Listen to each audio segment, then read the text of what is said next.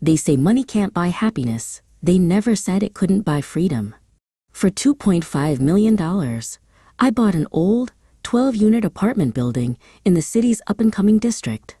I bought it because my sister, Carol, lived in Unit 3B. Carol was my anchor, the sister I kept trying to save.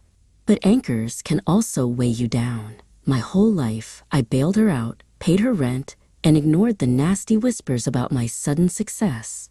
I gave her the deal of a lifetime, discounted rent in a building I secretly owned and was renovating. I needed a few weeks in the city while my new penthouse finished. I told Carol I was between leases, a deliberate lie to test her.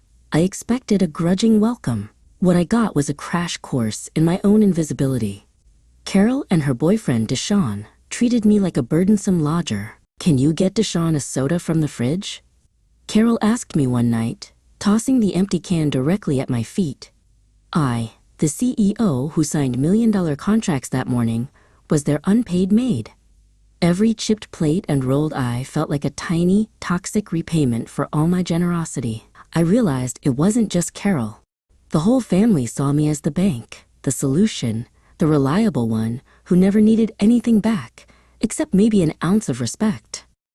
That tiny unit, smelling of stale takeout and old resentment, became the cage that finally showed me my self-worth was negotiable to them.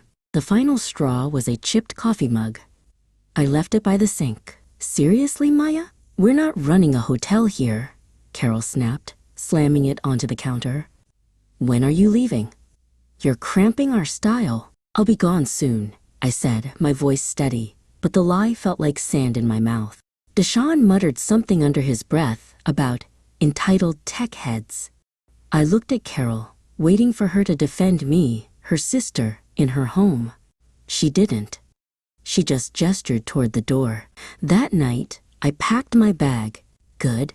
Don't let the door hit you," Carol sneered, a cruel finality in her voice.